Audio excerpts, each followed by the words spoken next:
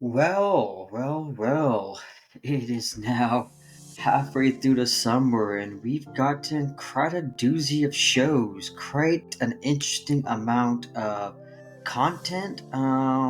So far in the summertime, I have not yet caught up on everything. I know my co-host Jay has been tackling a lot of anime. But I just want to go ahead and talk about some of the shows that I'm watching and just rank where I so far have them where they're at so far in the show's season span. I'm going to focus on more or less just three shows, give a brief ranking on where I believe they are currently, and then I'm going to explain what I hope the show can achieve towards the end, and where I ultimately rank or my anticipated shows coming soon and later half of July and August. So obviously I'm going to start off with the three big shows that's going on right now. We got House of the Dragons, we got The Boris, and we got The Acolyte.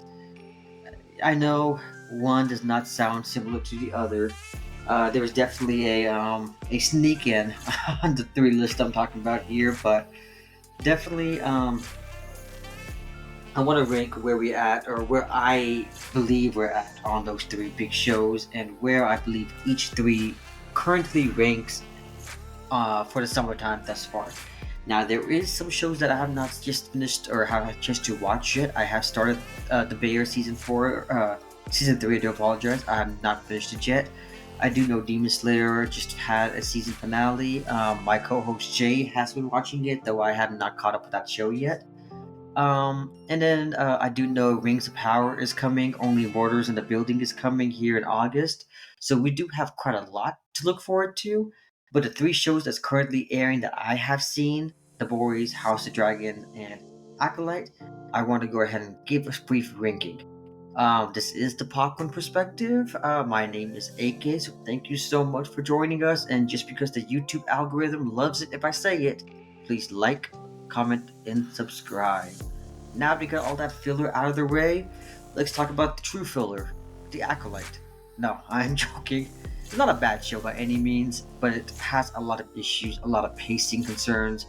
The story itself is very intriguing. I do like the idea of the first dyad, the two twin sisters, Osha and May. I love the reveal, which I think we all predicted who the big guy behind the mask was. But I love the character so much. I think the stranger slash chimere, whatever you want to call him, is a fantastic addition to the Star Wars universe, as is Soul. Soul is a standout character in my opinion because he reminds me very much like a Qui-Gon Jinn character. Though the reason why I would probably rank this the least of my three favorite shows thus far is the pacing and the length of the episodes. The episodes are barely 25-30 minutes apiece, with a lot of the episodes are just dialogue that really doesn't go anywhere. And I like a lot of dialogue heavy episodes and shows. Look at House of the Dragons, for instance. But um, ultimately, I feel like the dialogue itself is just not well written. There's a lot of issues, there's a lot of concerns I have personally with the show. I think the story is pretty good, but I think the pacing and the writing structure and the editing falters a lot and leaves a lot to be desired. The characters are great, the story is interesting, the fight scenes are fantastic, and the musical pieces are great, but the ultimate show as a bundle thus far, we are more than halfway done with the show so far. We only have two episodes left. I just feel like, especially with episode 6, it left a lot to be desired. And the fact that they just cut it right when we're finally getting answers just kind of irritates me. I think this would have been a better binge show than a weekly release. Though, episode 5 was definitely a highlight episode, as was episode 2 in my opinion. But we have two episodes. Let's see if it redeems itself. Let's see if it can continue this climb the last two episodes have gotten to. But I will put this last in my ranking. Let's go ahead and move on to what I think will probably be my second favorite show so far. And that's no diss on the world and the show itself, and leads loads better than what the Acolyte is thus far. But that would be House of the Dragons. Now it is coming off of an incredible yet an establishing season one, where just put the pieces into play of every character or every um, drama that is building into what is going to ultimately be the Dance of the Dragons, the Targaryen Civil War. Everything has been leading up to this point, though as of season 2, we're only 2 episodes in, or 3 episodes in, I do apologize. We have yet to get to some real meat of the show. The politics are wonderful, the two sides, the green, the black, amazing. But like I said, we've yet to get to the real meat of the stuff. Now that's why I think the boys, and I'm gonna go ahead and spoil a bit here. I do think the boys is a better show thus far. But I think the only reason why I'd say the boys is a better show is mainly because, well, we've had 4 seasons of the show. And when you have 4 seasons of any show, it definitely, pushes to a better show. You have more character motivations. You know what's going on. You know where each player is at their specific point of time. Both shows, The Boys and House of the Dragon, is still in the early portion of the show. I think The Boys is about to get mid-season, and House of the Dragon still has like 5 more episodes to even get to the end. So there's still a lot building up to do. But where we're at so far on the show's span, I'm enjoying the hell out of House of the Dragon, but I'm just waiting for the dragons to finally clash. They've been hinting, teasing, and feeding us throughout the last year and a half with the season 1 and season 2, but they've yet to give us that dessert. And I'm waiting for the delicious fire breathing dessert, and that's what I'm waiting for.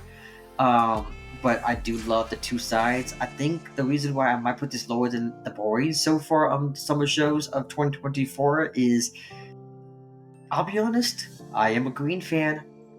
If you watched my previous video I released last week in defense of Queen Alicent and the Greens, I maybe because I'm a book reader, I like Team Green a lot. And I feel like the show kind of bastardized them a lot. They made them into the ultimate villains, while the books kind of showed Rhaenyra as being more villainous. So that's probably my biggest halt on House of Dragons, is it's taking a different side, a perspective, but the books are very skewed. It's not a very accurate telling of the Dance of the Dragons, because it is written by a maester taking the account of a few people.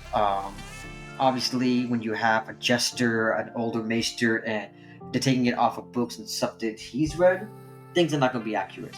So, obviously, the book is going to be biased, and the show itself has its own biases from the showrunners, but ultimately, I'm loving what we got. The actors are brilliant, the set designs are beautiful, and I'm just waiting for that fight to begin.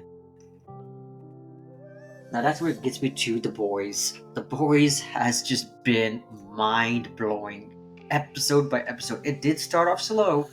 Episode 1 and 2 of season 4 definitely started off very, very slow. But by episode 3, everything was moving on full blast. And I think the one thing I love about The Boys versus like shows like Game of Thrones or House of the Dragons is we do know those two shows are very war politically driven shows, but they wait for the big set piece moments until the later half of the season. While The Boys, every episode has a set piece moment. Every episode has a mind boggling, what the fuck did I just watch moment? And I don't know how Amazon can pull that much funding, especially with like Rings of Power getting majority of the funding. I don't know how that show has uh, a ridiculous amount of money, but The Boys, they managed to pull it through day after day, episode after episode, and I am eagerly anticipating this new episode, which apparently is supposed to be brilliant. I'll be watching it tomorrow. I'll definitely have a review out for that episode tomorrow, but The Boys so far is my favorite show of the year. I just think, especially with stuff with Ryan's character arc, I'm loving Sister Sage, I apologize. And I love Firecracker. Can't stand her. I love watching her get beat up. But she's entertaining. The actress is nailing it. And I love the political dilemma, the real world dilemma of what's going on in today's society. I love the dynamics, the back and forth. And overall, I can't deny it.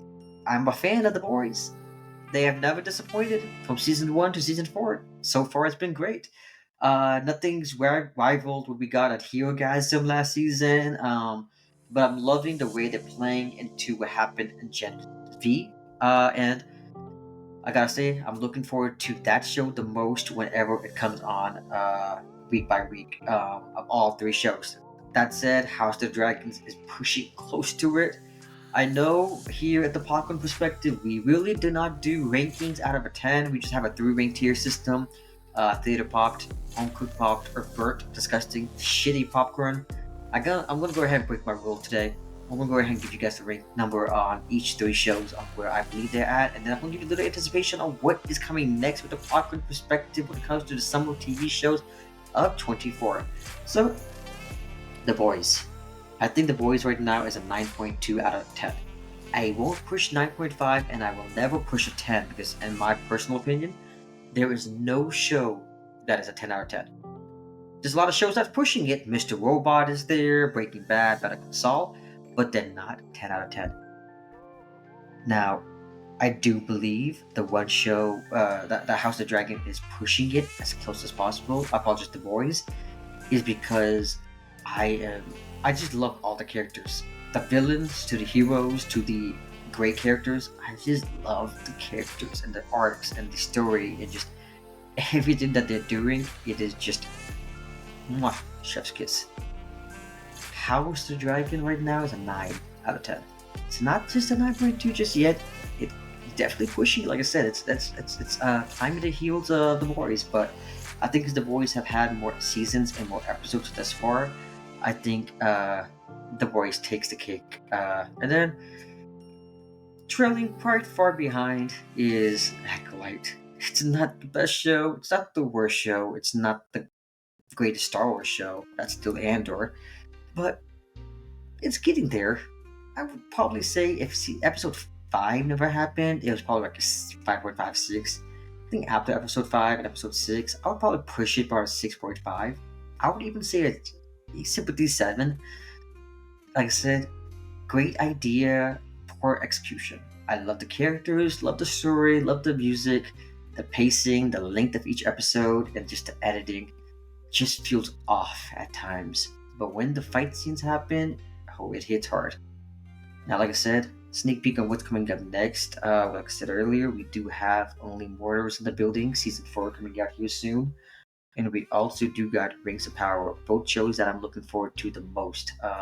I am also going to be reviewing The Bear once I complete the season 3 of The Bear.